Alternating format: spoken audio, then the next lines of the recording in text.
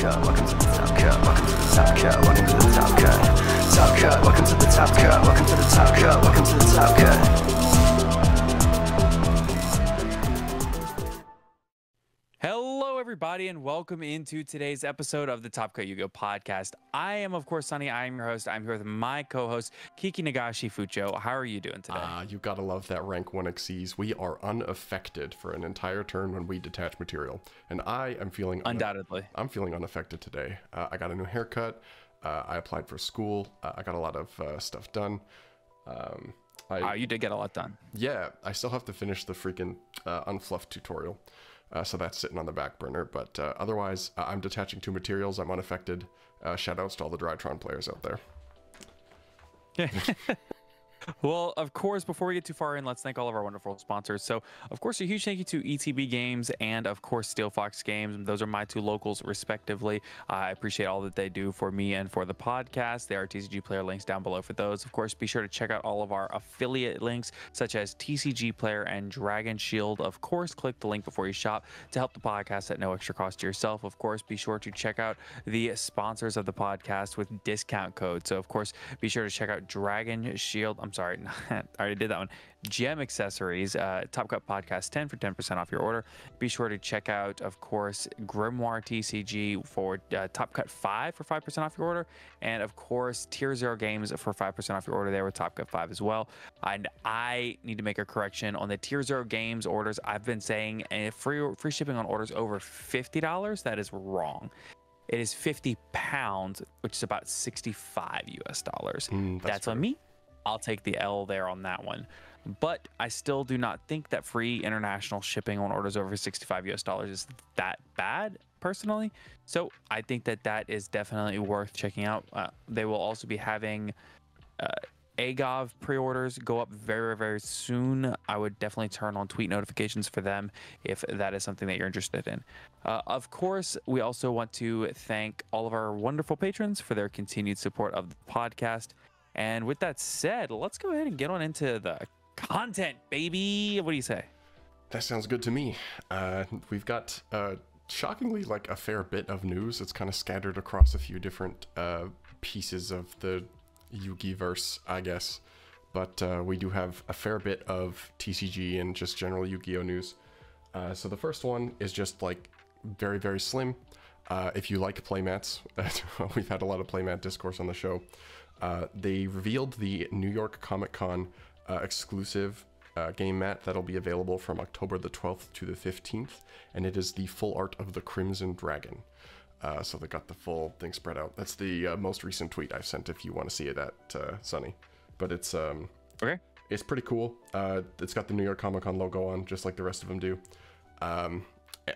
Normally they have these available somewhere online, but I haven't seen an announcement for that, so I think it was the Stardust Dragon one that they had available online that you could buy, but that may be different now that COVID stuff is eased up, so they might not be doing that anymore. So just a quick bit if there's a heads up. Here's a question, actually, good discussion point. If you could have like, what is like the monster that you want on a mat? Like if it would be at like a convention or like a YCS. What do you want to show up on a mat? Or like a card even, or an archetype? If me and my girl were, or if Mogi and my girl were both drowning, and I could only save one. You actually make a good point. I don't think there isn't a Sword Soul mat, right? No, there's not. There's a branded mat. Season, the structure deck. This season, I'll do you one better. This season for, which one was it? It wasn't Power of the Elements. It was Battle of Chaos. No, it was before Battle of Chaos. You're thinking oh god, First Destiny. First Destiny, both. So this season, the playmat for that season was the Fluanderies playmat. So no, Sword Soul never got a Sword Soul never got that. Now, not only did Sword Soul never get a playmat of any kind, Sword Soul still has not won a YCS. So it's just weird. I think I could see Mo Yi. Fluanderies has. To be fair, so I do have to say, the Fluanderies mat is pretty darn good. I really like the Flu mat. They did a good job with it. I didn't say it wasn't. It's like, yeah, but I get what you're saying. I could see Moyi being a judge mat in the future. That seems like something that they would do. But I'd have to wait and see. Well, catch me at my girl's funeral, normal summoning code Moyi. Okay, I guess we are at Sword Soul's funeral. Although to be fair, I did see some discussion in our Discord about some good matchups upcoming. I've been arguing good matchups for the last month, but that's true. That doesn't mean anything if there's no results backing it up. It's kind of like Vanquishal. Like there's gonna be like 1 or 2 tops every format forever. Yeah, I got a regional this weekend. Maybe I'll pick up Sword Soul. You could pick the whole deck up for like $100, including the the Baron. I have a Baron already, so.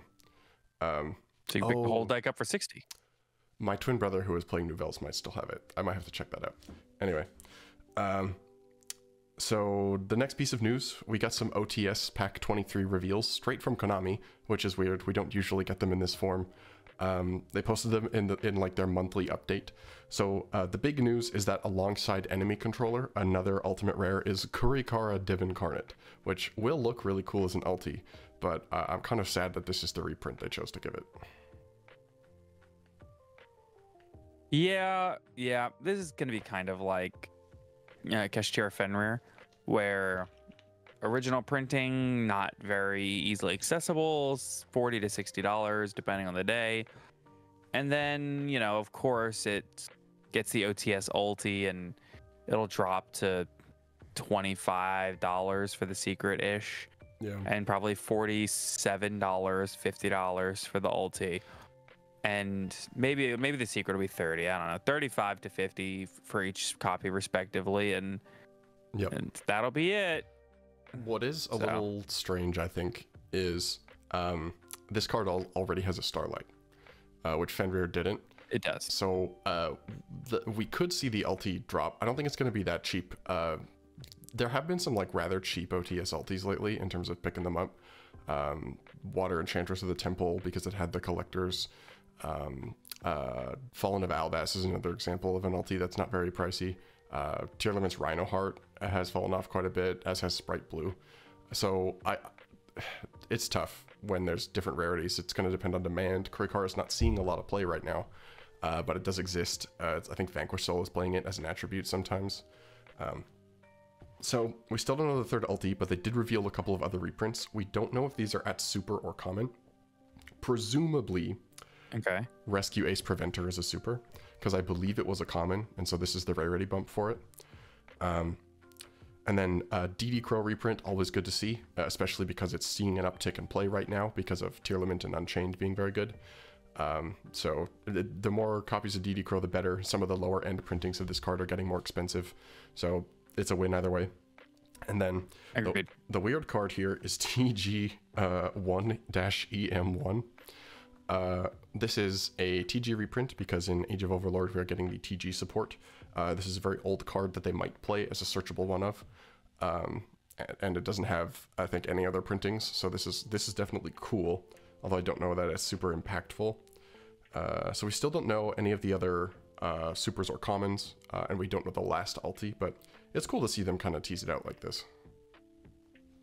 Yeah, I would prefer this to just getting the database page update at some point. Yep, it's more fun, and it means we get a little more info early. People can prepare a little bit more in terms of like what they want to do with the Kurikaras. Do they want to try to rarity upgrade? So I think that's cool, although it still should have been in the tins. So the other big thing to cover is that we got some more rarity details. So we have rarity details for 3 archetypes for the most part, although there's one weird bit to touch on. So the creator reveals, the first one that we got was the Horus reveals. I believe these were done by DZeef, by Douglas himself. So the rarities that got revealed, we already knew that Imseti was a secret rare because the promo was an ultra, but it's good to have confirmation. Duamatef is also a secret rare, which is kind of interesting because I think people had determined that this was like the 3rd best name. And then we've got 2 cards that are common or super. Probably supers, but they could be commons. We have Happy, Guidance of Horus, and Kabin Shelf. I should look up how to pronounce this. We'll Skyhawk misinformation counter for this one. And then we know Canopic Protector is whatever. It's common or super. And then the King's Sarcophagus is going to be an ultra rare. King's Sarcophagus at ultra is good news. This is the card that you play max copies of. So it not being secret is probably good. It was going to be one of the 2. And the other cards being at secret's interesting because you might play multiples, but you probably won't play sets of them, which might actually be decent print-wise, but it's going to depend on how good the engine is. I don't know. Do you have any thoughts about the spread here?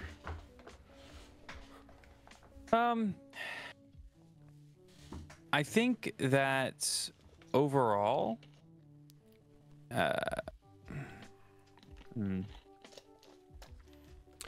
it's definitely a tricky one. It's one of those like, yeah, some of it. It is.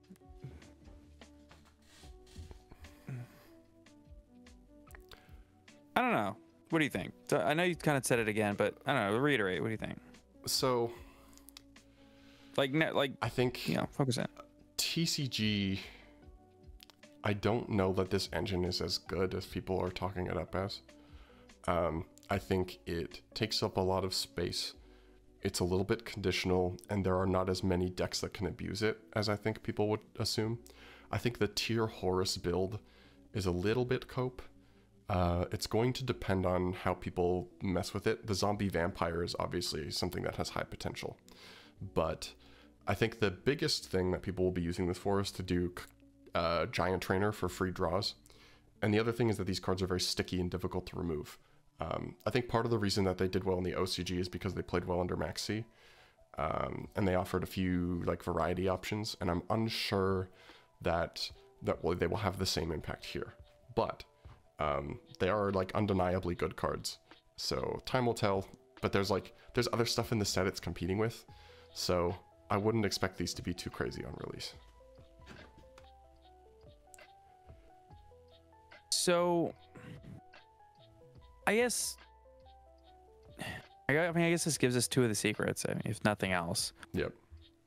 It locks in what they're going to be. I think this is going to be a weird one where these secrets are going to be kind of hype on release, and then maybe if what you say is true, where they kind of flounder a bit more than people realize due to just format differences between TC and OCG, you could really see these cards kind of falling in price a little bit afterwards. Yep. So maybe if this is something that you're interested in playing, don't pick it up immediately. So we'll see. We'll see. I like that there's only one ultra though. I figured King Sarcophagus was the secret rare there, but yeah, I thought they'd make it a secret, but luckily it's a card that like the King Sarcophagus is the 3 of, so making it a secret would have been pretty brutal. Right. So next up for the rarity reveals, this is kind of the interesting one. So we got the rarity reveals for the Snake Eye deck. So super are common for Snake Eyes Ash, Snake Eye Oak, and Snake Eye Birch, which are the kind of main deck level 1 monsters. And then we have a secret rare for the Snake Eyes Flamberge Dragon, which is the big dragon. That makes sense. And then the spell card, the field spell card, and the normal spell, Divine Temple of the Snake Eye and Original Sinful Spoil Snake Eye are both ultra rare. And then the trap card is normal or super, or rare or super rather. Normal. I've been staring at Master Duel deck list too much. Oh man. Well, it's common, not rare. It's common. See, I'm losing it today. I've been on night shifts a couple weeks. My brain is not where it should be. No rares, sadly. No, not sadly, happily. Well, no rares. Yeah, no rares except in crappy 7-card side sets. Don't remind me. Or the Mega Tints. Although the Mega Tints, I think it's fine. Is this stuff good? I don't know, man. It's so hard. There's something here. This gets much better post Bonfire, because their best main deck monster is a Pyro, so it's gonna depend. They're all Pyros, yeah. Now, the big issue with this, issue maybe is not the word for it, they did not reveal Diabellstar's rarity. Diabellstar was not part Yeah, of okay. the Snake Eye reveals. So I thought that Diabellstar was part of this. Kind of. So it is. The Snake Eye stuff goes to get Diabellstar. But there are some cards that are Diabellstar cards that are not Snake Eye cards, if I recall correctly. So okay. I wonder if maybe Diabellstar almost has like its own archetype. It just there's just some crossover. I feel like they probably should have been included, but it's like they had to stretch their justification to not reveal it, I think. And I think it is weird that they haven't revealed SP and they haven't revealed Diabellstar. Notably, there's still time, right? So you would think so. But in the announcement, normally when they do the creator reveals, they have somebody who's assigned to like free agent cards, right? There's nobody assigned to free agent cards this time. So they don't want to tell us. Very telling. Yeah. I think these cards are cool. I don't think they'll be that crazy. Except for the original Sinful Spoils might be, because that's the spell card that does your generic engine stuff with the Diabellstars. That may be a Skyhawk misinformation counter. It might be a different spell because I do not remember. So that might be a one for me. The next rarity reveals, we got the TG reveals just today from I believe Tombox. The Snake Eye stuff was revealed by Revs cards. So we have TG Rocket Salamander, which was revealed as a secret, although the art, I believe, reveals it as a quarter century, so I think Tombox just confirmed it was secret in the video. And then at Super or Common, we have Mighty Striker. At Ultra Rare, we have Over Dragonar and TG Glaive Blaster. And then at Secret Rare, we have TG Limiter Removal, which was the Rhoda, I think. TG All Clear and TG Close, which are the Counter Trap and the Continuous Spell, are both Super or Common. I would expect the Continuous Spell to be a Super, just because I think this card is ridiculous. This deck is a big unknown, I think. I agree, because it's like there's something here. Yeah, I don't think people are accounting for how much synchro support we've gotten in the last year. Think about cards like Excel Star to Synchro Dragon. Think cards like Revolution Synchron. Think about, there's so many cards that go into supporting these high octane synchro strategies, and especially with one like these TG cards. These TG cards are insane, dude. This deck is so much better in the TCG than people are giving it credit for. People are not realizing that this deck here is going to be way better than it is in the OCG because Max C doesn't exist here. It sounds crazy, but the very existence of Max C over there puts it... Do you realize that Drytron never got hit over there, and it just never saw play like it did here? For no reason other than Max C's existence. Like high combo decks do not do well in the OCG because nobody's willing to commit to them. Whereas here, high combo decks will rule the land. So the major exception... I think that this deck is... Yeah, the major exception in the OCG was like Adamantipator. But like it has to be with like Block Dragon legal. But it has to be so absolutely bonkers that Maxi either doesn't matter or... like it's just so rare to have a deck that goes over the top in that way. Right. So I think these cards are very underrated. I don't think they will be expensive on release.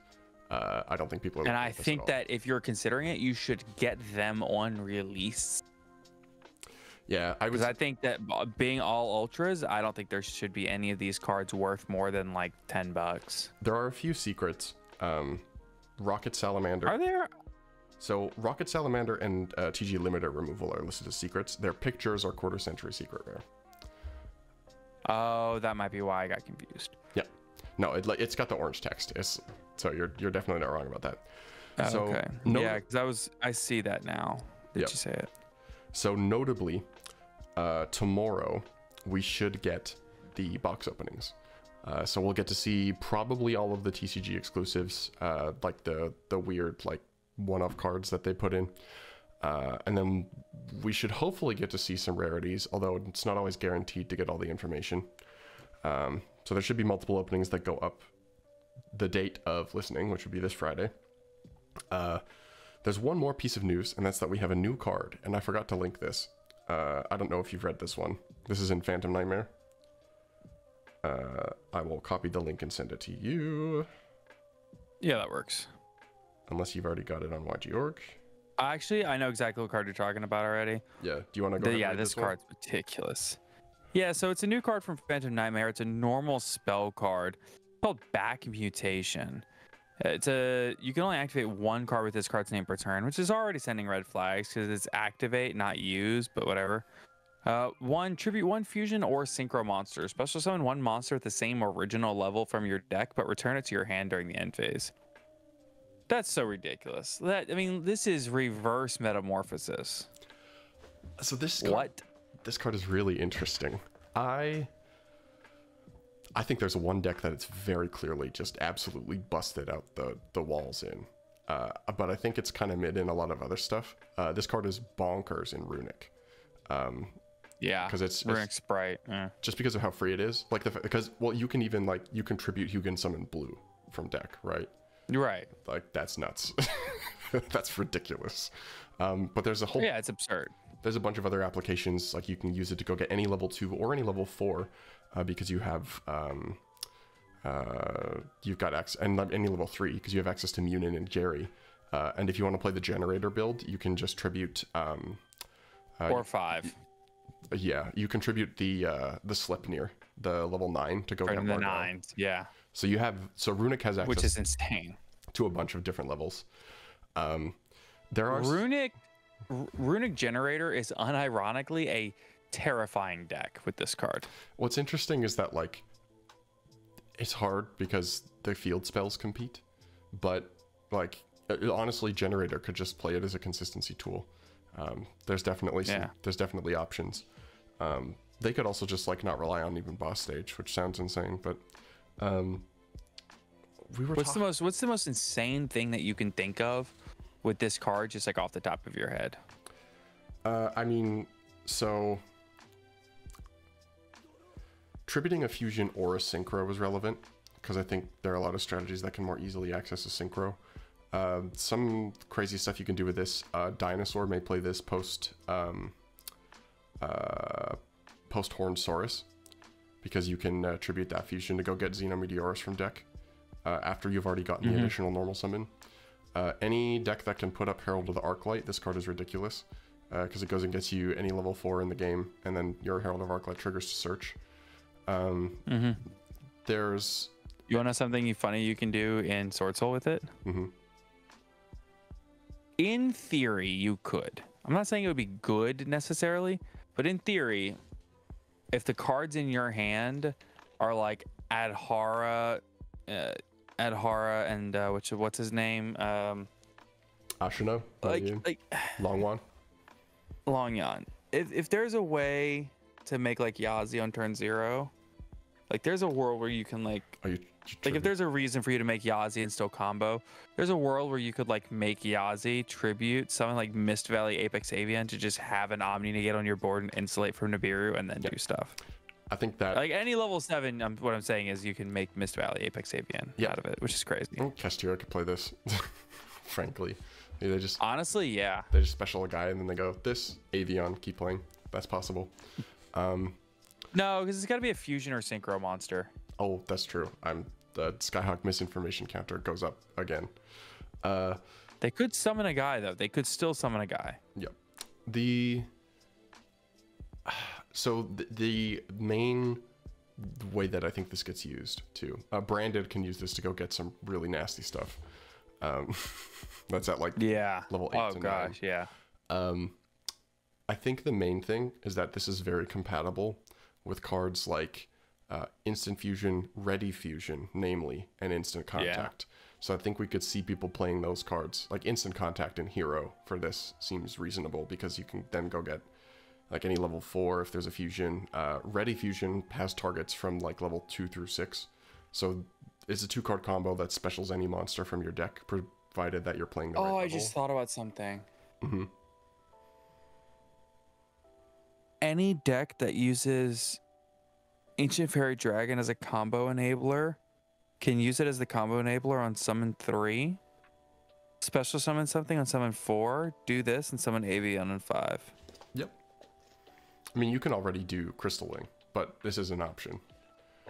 But yeah, but you have to have a Rev Synchron setup to do it. Right, that's true. This, you can just have this, and you can do anything else you want with Ancient Fairy, because you can, generally, if you're making Ancient Fairy, you can do it on summon 3 on turn 0, and then you don't have to worry about skipping your battle phase, because obviously, turn 0. Yep. But, wow. Wow. So notably, it does have a restriction where it returns to the hand during the end phase. So anything that you summon Who from... cares? Yeah, it's still protection, right? This is, I think, to prevent some nasty stuff from happening, like summoning Inspector Border from deck. This can summon Border because it tributes the monster for cost. So there's no longer a monster on the field when you would go to resolve it, and then you can special summon the Border. It probably is also meant to stop people from just like using this to go get a barrier statue.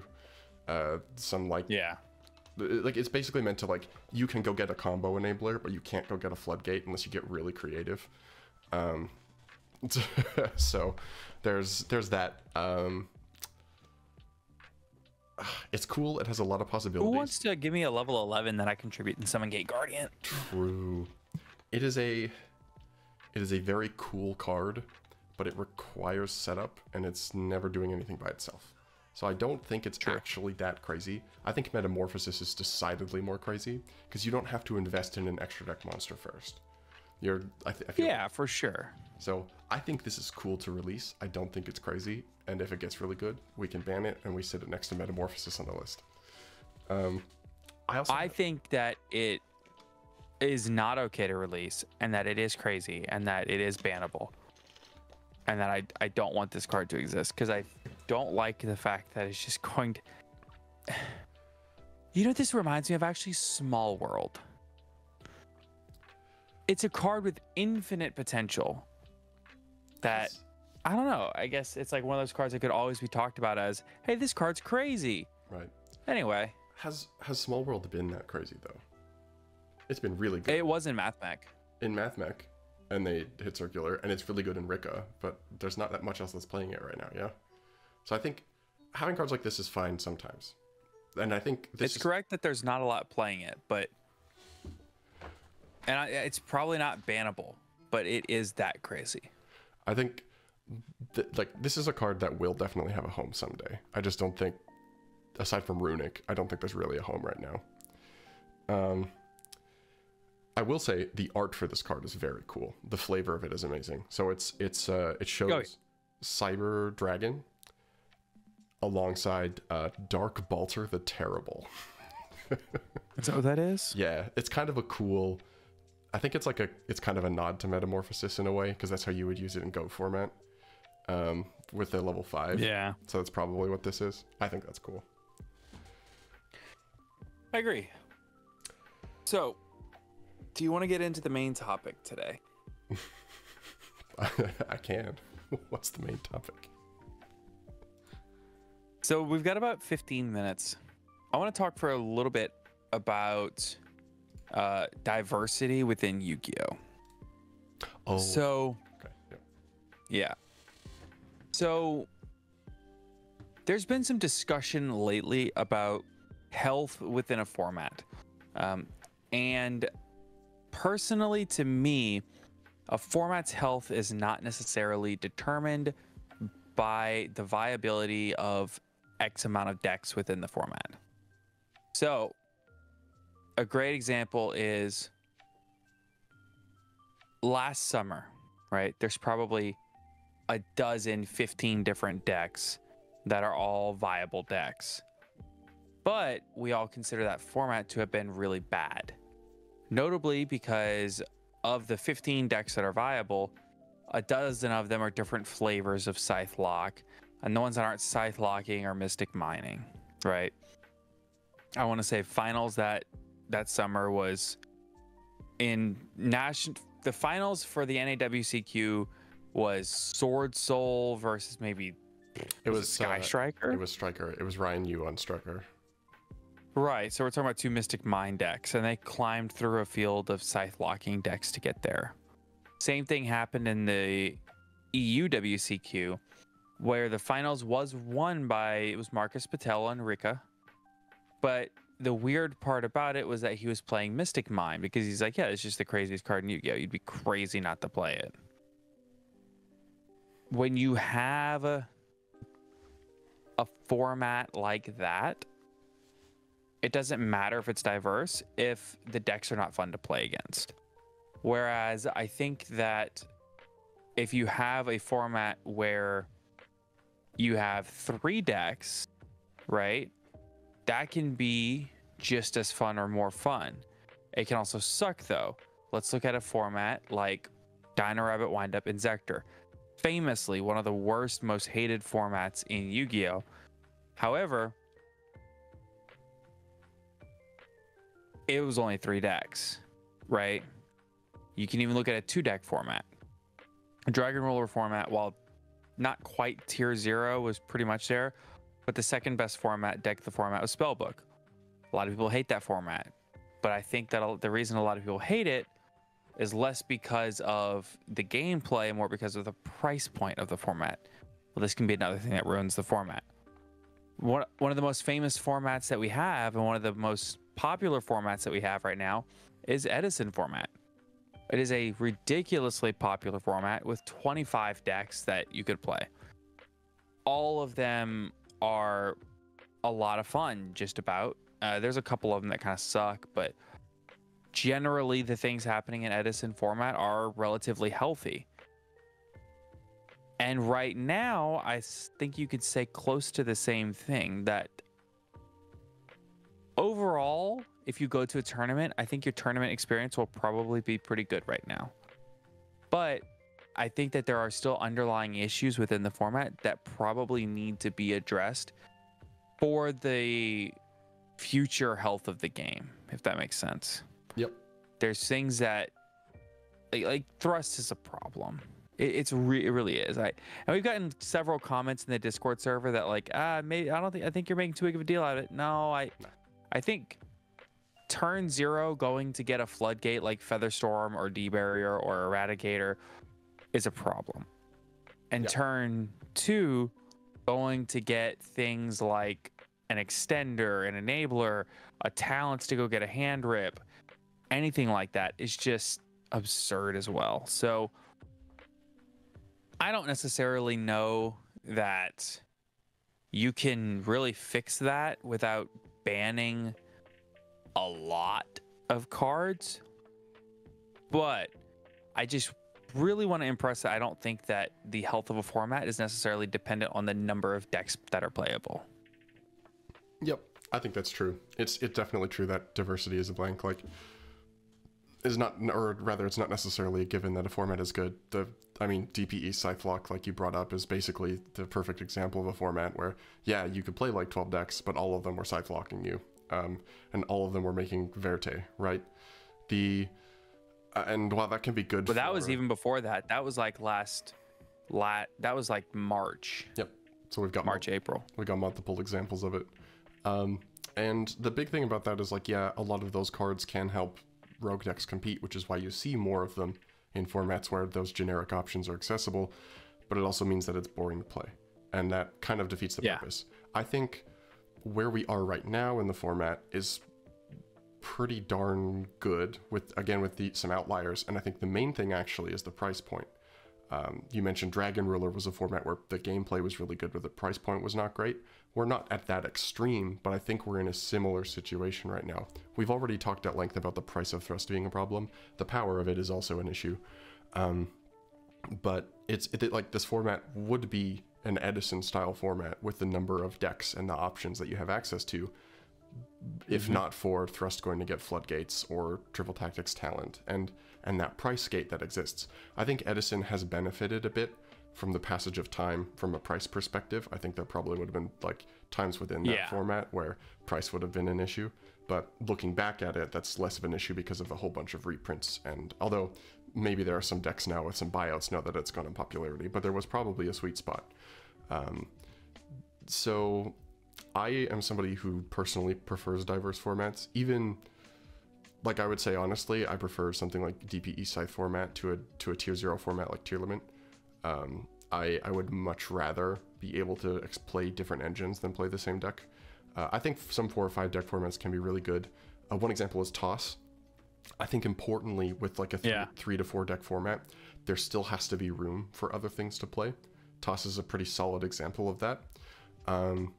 Because like you had True Draco and Pendulum existing on the outside for people who like to control or combo. You had a bunch of other rogue strategies, World Chalice. That wasn't in Toss format. Nope, that was way before. Brain is jumbled thinking of a bunch of different formats. Skyhawk Misinformation Counter. Shoutouts to Marco Perico. But I was watching a video. I don't get that. That's why it's there. Yeah, that's the guy who won the YCS with World Chalice. Yeah, 3 to 4 deck formats are good if like 15% of a pie chart is still rogue stuff you can play. People were playing like Infernoid and Hero and PK and stuff. Like I played Dinosaur through that whole format. Like when there's room for other stuff to compete, but there's a clear set of decks that to prepare for, I think that's probably what hits the sweet spot for most players. Personally, I prefer what we're in right now with like 25 decks you can play because I love the variety. But again, thrust into floodgates is a problem, and while it's not as bad as like TPE Scythe was or D-Barrier format was, it's very comparable.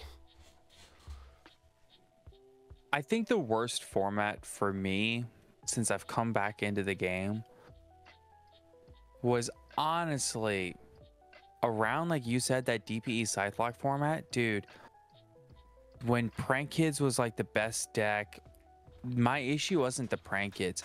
I've come to enjoy the Adventure Engine and I've come to like it. But at that time, in that moment, dude, I hated the Adventure Engine. Because if you looked at the top cut of an event, Adventure Engine with DPE or Adventure Engine plus DPE, like if you counted those two engines as like a deck, it was like 25, 26 decks in top cut where had at least one of those two engines, if not both. Yep. And just when you have so many splashable engines like that, it is a problem for me personally, because it essentially says, here's these 9 cards, you better play them. Yep. In any deck you're playing, and you better be playing a deck that can play those 9 cards. I hate that so much. We talked about the engines thing. We talked about the engines thing a bit last week in the mailbag questions, and I think I've kind of thought about it a little bit, and my position is like, engines good, engines that every deck plays bad. Like when an engine is cool in like a deck, it's good. When an engine is ubiquitously playable in everything, it's a problem. I think the Diabellstar engine is actually a pretty decent example of an engine that could be really cool. Not everything is going to play it, but it has applications and stuff like Rescue Ace, and it could have applications for other stuff in the future as a generic, like, run-of-the-mill engine. But it's not an auto-include in every strategy, and I think that's important. Right. And I tend to also...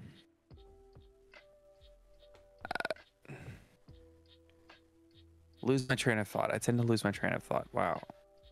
That's something I was gonna say, and I don't remember what it was. We're delivering. For those of you that don't like when I interrupt, this is why I do it, because I am not capable of maintaining a train of thought for more than 12 seconds. We're both somewhere on the attention deficit spectrum. Pretty severely. And did you know that that's a symptom of ADD or ADHD is frequently and constantly interrupting people's sentences? Yeah, Did you know that? I find for me, it comes up for me. I find for me it's a pattern recognition thing more than it is a, like it's like compulsive sometimes for me to finish other people's sentences because I am thinking ahead of the thought. So yeah, usually what happens to me is it's less that I do that too. It's less that I immediately have to get my thought out. It's more that if I know where someone is going, I want to like move to the next thing. So it comes into it comes into me like either finishing the sentence or like coming midway through and being like, I know where you're going with this. Here's the next thing. Let's move. Good news. I remembered my thought though. Okay, let's hear it. Okay. I also find myself having the same issue of that you were mentioning earlier with like, one engine here, not that big of an issue. This engine everywhere, big issue. Same thing with Floodgates. That's why Mystic Mine was such a problem. It's like, okay, if you're playing Mystic Mine in just this one deck, is it really insufferable? Yes. Does it make my entire tournament experience worse? Probably not. Not really. But when you have Mystic Mine in Sword Soul, when you have Mystic Mine in Rika, when you have Mystic Mine in every deck on Earth, my tournament experience has been made insufferable. Yeah. Mm-hmm. Yeah. Even like my last thought on this. Imperial Order was the same way. Yeah, Importer. And it's different to something like Ash. So if we take cards like Ash and Imperm and Valor and Crow that are like kind of one-for-one trades, they're not as... I think it's not as problematic. Then something like Maxi, for example, where it's like an auto-include. Ash is really good in a lot of formats, but it's not good in every format. I agree. Same with Imperm has been everywhere from must play amazing to it's terrible, don't play it over its lifespan. Phantasme, Nibiru, those are all cards that, while they can be really strong, have times when they flow in and out. So when they're not as omnipresent, I think they're okay to have generically. Yeah, I would agree with that. Okay, well, I think that's going to wrap us up. I know that this has been a much shorter episode than most people are used to, but Skyhawk is currently literally on his lunch break, so we had to keep this under an hour. That way he can like get back to work in time. We had a couple episodes with that said, over an hour. I was going to say we had a couple episodes over an hour last week, so I think we made up for it. Yeah. All right, well, with that said, a huge thank you, of course, to Kane Martin Zyphers, Big Stinky, Blue Eyes' Best, Copium, Ding Dong Tosis of the Yang Zing, Give Me That Harassi, Konami, HGH Cyber. I used to play Rogue, but then my mom got a job. If the grocery store is 1 mile away and an average male walks 5 miles per hour, why is it taking my dad 18 years to return with milk? John Lil, Maple Money Brain Gang, Mountain Man, Oatmeal Spaghetti, Owen Alvarado, Pistol Place Pendulums, A Silver Hope, Tiny Earth Cat, Understanding and Reading are two different things in Virtually Savior's World. What do you call a magic owl? Houdini. I like that one. That's really good. Wind Up Carrier Zinfidel Mighty. Wind Up Carrier Zinfidel. I like that. I like that one too. I like that. I'm trying to... Aaron Gardner, Alexander Chan, Asami, Ashless Chaps, Atsuyo, Simp at the Silver Castle, Blackwing, Silver in the Ascendant is the best Floodgate, Box Wine, Come On and Get Your Game On, Duty Booty, Dragon Maidenless Behavior, I'm about to Rika Glimmer, Chewy for Frosties, Plant Nuts in Your Mouth, Level 4 Fire Warrior Gaming, Lama Yama Cam, Sarama, Maxi, Pack, Neshi, Old Man Red, and Pin Code 143. Thank you all so much for your continued support of the podcast. With that said, I just said that. Oh, I'm tired. All right. Hey, thanks everybody for listening. Have a great weekend. Damn, that episode was fire. Just like an Agnimal candle. This one was not good. Bye. That was your worst one yet, for sure. See ya.